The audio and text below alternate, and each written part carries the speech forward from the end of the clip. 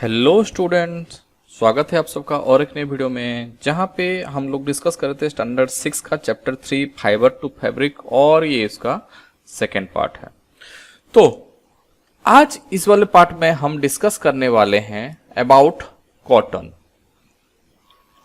तो कॉटन के बारे में हम सबको पता है, ज्यादातर हम कॉटन का कपड़ा यूज करते हैं। क्यों? ड्यूरिंग द समर सीजन में, गर्मी में हम क्या करते हैं, कॉटन के कपड़ा इस्तेमाल करते हैं क्योंकि हम लोग जानते हैं कि कॉटन क्या होता है, it's a good absorber of sweat. जो हमारे बॉडी से जो पसीना निकलता है ये उसको एब्जॉर्ब कर देता है, हमारे बॉडी को बहुत ठंडा रखता है।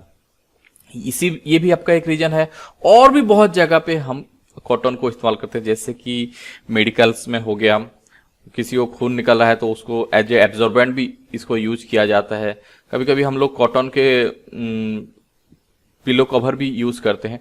तो कॉटन हम सबको एक ओवरऑल आइडिया है कि कॉटन क्या है। तो आगे बढ़ते हैं।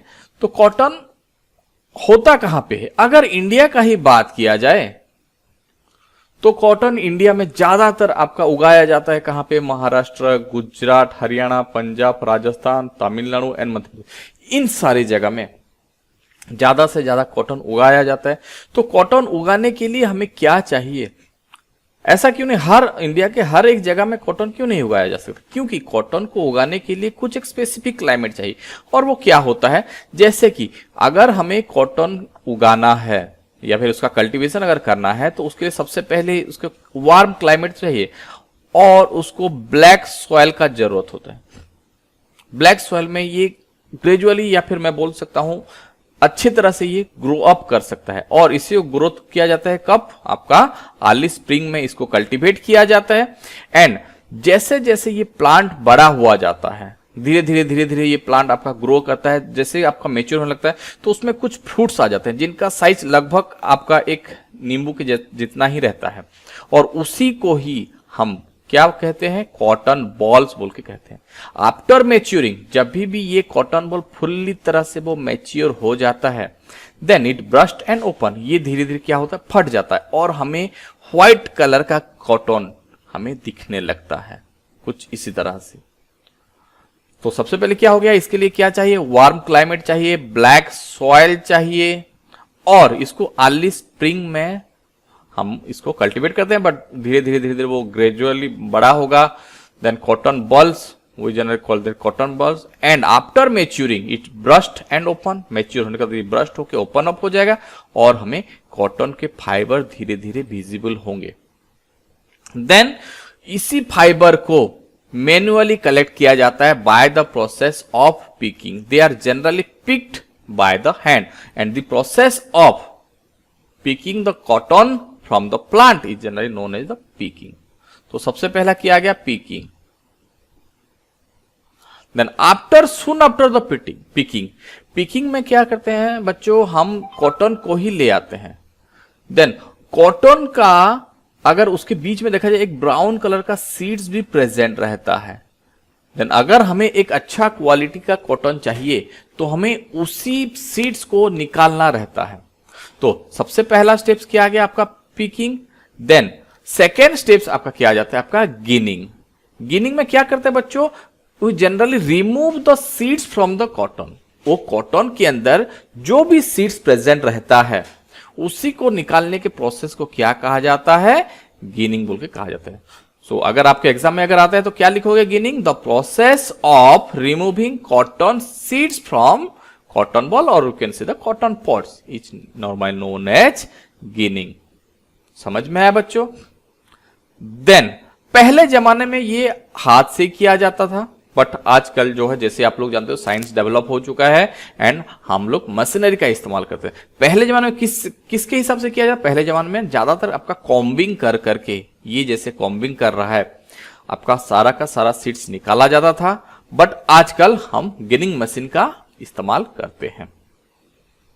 तो याद रखे रहना बच्चों, what are the climatic condition necessary for a cotton. आपको ये याद रखना है कि इसके लिए वार्म क्लाइमेट चाहिए, ब्लैक सॉइल चाहिए और अर्ली स्प्रिंग में इसको हम लोग कंटिन्यू करेंगे और we can say they cultivate करेंगे।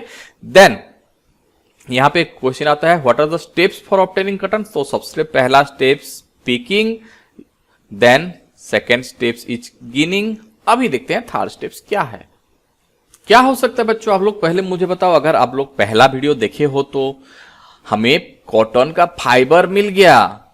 फाइबर मिलने के बाद हम क्या करते हैं?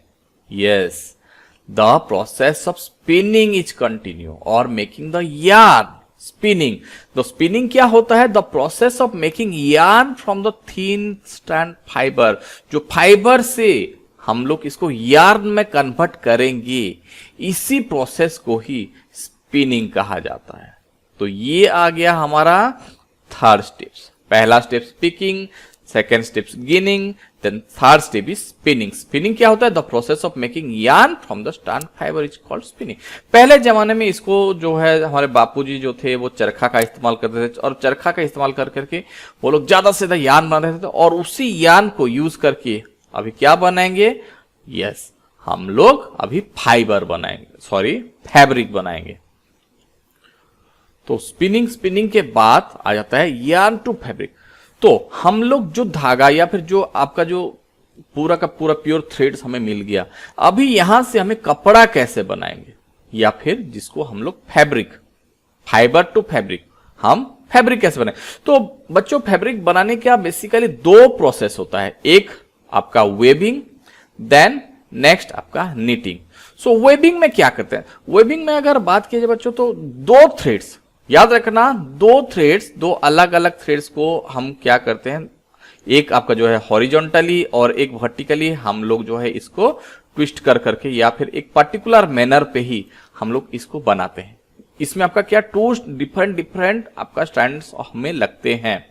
तो जैसे यहां पे क्या होता है? The process of arranging to sets of yarn, दो अलग अलग तरह का यार्न हम लोग एक साथ जुड़ के या फिर बुनने के बाद जो कपड़ा हमें मिलता है उसी को ही हम लोग वेविंग प्रोसेस कहते हैं। दो अलग अलग तरह से, जैसे कि यहाँ पे मैं आपको बताया, जैसे अलग अलग दो कपड़े लाओ या फिर दो थ्रेड्स लाओ, उसको जो है धागा से बुनने के बाद जो बनता है उसी को ही वेविंग कहा जाता है। जैसे कि इस फिगर में आप लोग देख पा रहे हो, यहाँ पे कुछ थ्रेड्स आपके हैं जो हॉरिजॉन्टली है, कुछ थ्रेड्स आपका वर्टिकली है, हो गया। और इसी प्रोसेस के हिसाब से आपका जो बनाया जाता है इसी को ही हम वेविंग बोल के कहते हैं। तो यहां पे भी आपका वही सेम प्रोसेस है, यहां पे दो अलग अलग तरह का डिफरेंट कलर का ये बना रहे हैं। पर पहले ये भी आपका जो था हाथ से किया जाता था, और उसी चीज को जो हाथ से किया जाता है इसी को कहा जाता है क्या? हैंडलूम। हैंडलूम समझ में आया बच्चों? जो हाथ से करते थे, जो प्रोसेस वेविंग प्रोसेस को जो हाथ से किया जाता था उसको हैंडलूम कहा जाता था। और एज यूजुअल अभी ये चेंज हो गया है, और अभी ये किससे होता है? मशीनरीज का इस्तेमाल करते हैं, जिसको जो पावर से चलता है। तो हैंडलूम समझ में आया बच्चों? तो ये क्या हो गया? थर्ड प्रोसेस आपका फोर्थ स्टेप्स में वेविंग। और व्हाट अबाउट नीटिंग? नीटिंग क्या है? आप लोग बहुत बार देखे होंगे, आपके मम्मी भी जब भी आपका जब भी स्वेटर को बुनते हैं तो वो क्या करते हैं, दो ऐसे आयरन का कुछ बैठ जाते हैं कुछ इसी हिसाब से, और वो कुछ बुनती रहते हैं।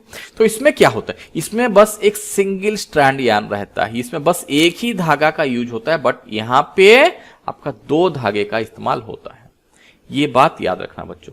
तो नीटिंग क्या होता है? The process by which a single strand yarn is used to make a piece of cloth. यहां पे क्या होता था? तो two sets of yarn, but यहां पे a single set of yarn यहां यूज होता है। तो ये था almost about weaving and knitting. Hope आपको समझ में आ गया होगा। तो एक बार देखते हैं क्या क्या आया। सबसे पहला प्रोसेस, द फर्स्ट स्टेप्स क्या हुआ? Picking. Second process ginning, third spinning, fourth waving.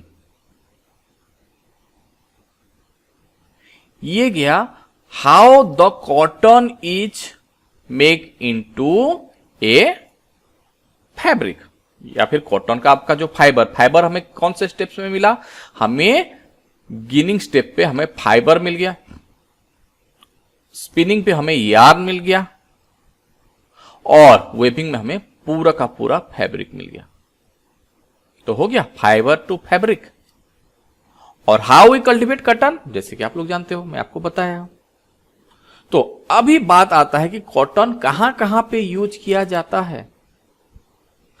आप सब लोग जानते हो, बट फिर भी थोड़ा सा देख लेते हैं यूजेस ऑफ कॉटन। सबसे पहले मैन्युफैक्चरिंग ऑफ टेक्सटाइल, जो हम कॉटन के ड्रेस पहनते हैं बहुत कॉस्टली आते हैं, आपका बहुत जल्दी उनका आयरन जो है वो बिगड़ जाता है, 1 दिन या 2 दिन मैक्सिमम से मैक्सिमम पहन पाते। उसके बाद as an absorbent in hospital, hospital में भी यूज किया जाता है। किसी को चोट लगा है, किसी का घाव हुआ है, उसको साफ करने के लिए हॉस्पिटल में भी यूज किया जाता है। मैट्रेसेस, पीलो में भी जो गद्देदार मुलायमदार रहता है, इन सब में भी आपका कॉटन का इस्तेमाल किया जाता है। और एज वेल एज पेपर बनाने के लिए और कुछ रेयन जो सिंथेटिक फाइबर जो रहता है उसको बनाने के लिए भी कॉटन का इस्तेमाल किया जाता है। सो बच्चों समझ में आया। तो यहां पे आप लोगों को याद रखने वाली बात क्या क्या है। सबसे पहला बात यहां पे आपको याद रखना है जो कि है how cotton is cultivated, how cotton is cultivated and second बात है what are the different process of obtaining cotton, obtaining cotton. तो ये दोनों चीज आप लोग यहां पे याद रखना। एज वेल एज गिनिंग क्या होता है, स्पिनिंग क्या होता है, ये सब आपको याद रखना है। तो बच्चों समझ में आया। इस वीडियो में बस इतना ही। आगे हमारे वीडियो देखने के लिए मेरे चैनल को सब्सक्राइब कीजिएगा। तब तक के लिए bye bye, see you at the next video.